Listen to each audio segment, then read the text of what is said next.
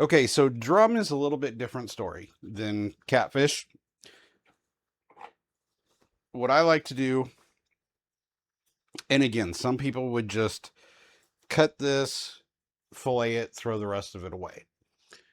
You can do that if that's what you want to do, but there is a lot of meat up here in the head. And I really prefer to keep that if I can. So, you know, and I don't know. There's just something about growing up with scaled fish instead of filleted. Just I like the skin, I guess. But I here's what I use. I use a tablespoon, regular kitchen tablespoon. And all you have to do is scrape. And this is why I'm going to take it outside. But that's all you have to do.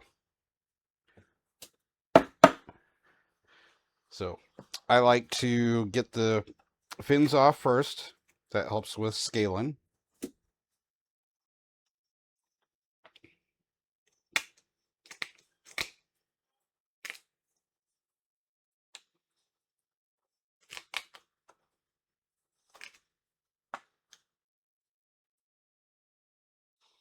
Leave the tail on, however, though, because you need something to hold on to.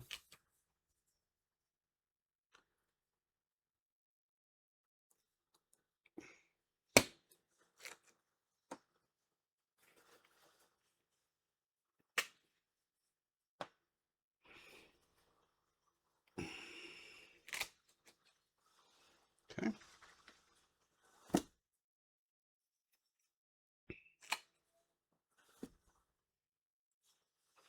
Okay, so there you go. Got most of the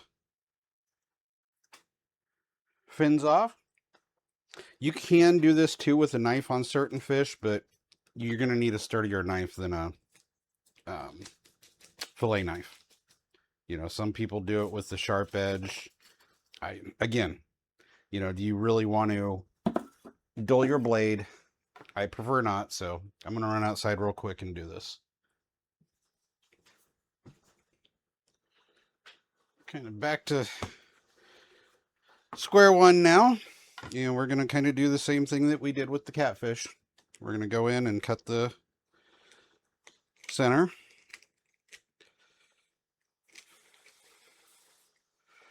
Cut through the mouth here.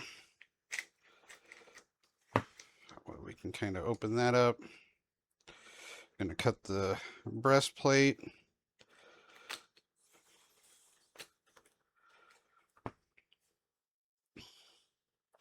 And you notice we don't have the same fins that we had on the catfish back here. So we can just go straight from the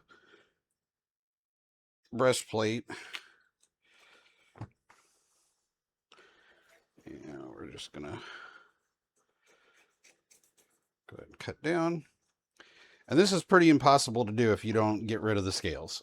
that's why a lot of people just fillet the fish. And then again, we're just going to go in underneath the skin here and right out the back. And you'll notice this is why I love drum. Drum is technically a game fish, and they have a lot smaller gut pack than what a catfish has. And this is a male, so these are the, testicles there instead of eggs. And again, we just go through and just try to pull it all out.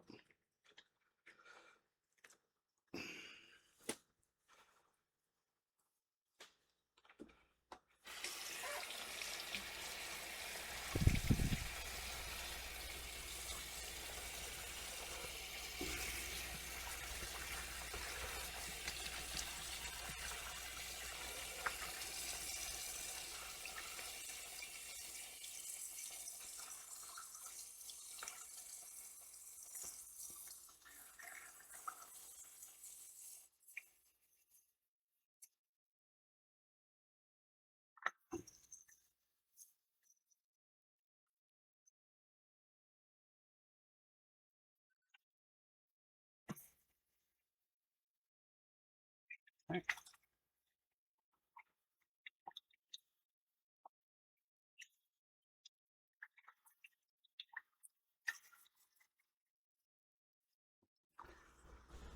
Okay. And there we are. That's pretty much, I mean, we can, you can get in here and really go to town on cleaning out the gill plates, but once the blood's actually out, it's, you're probably not going to eat it accidentally.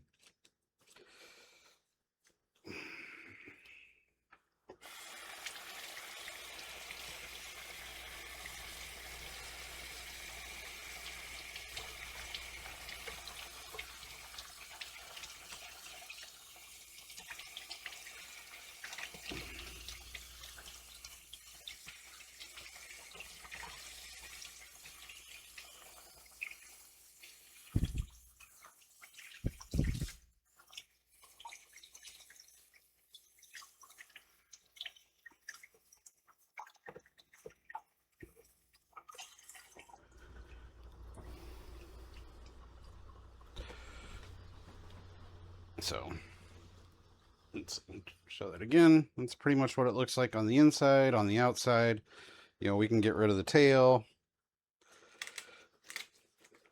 Unless you're going to fry it and you like that potato chip texture. Here's one cool thing about drum, though. They, as far as I know, they eat a lot of mussels. So they have these hard plates at the back of their mouth, which then they have other plates on top so they can crush mussels, shells, snails. It's really kind of interesting. So I've heard, them called croakers, shell crackers, a lot of different things. But I've just always known them as freshwater drum. And that's what I'll keep it as.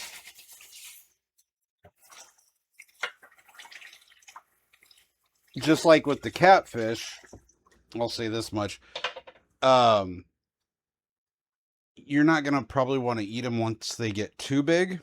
And I think the state record for Nebraska is like 60 pounds.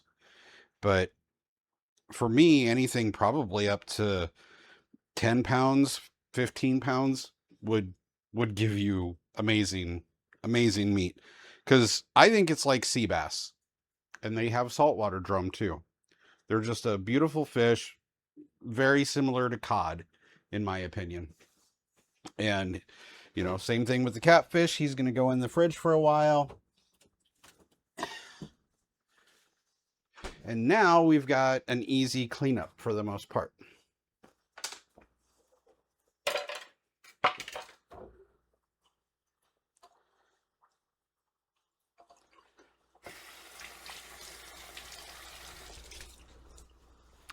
I'm going to take my rags and my glove out.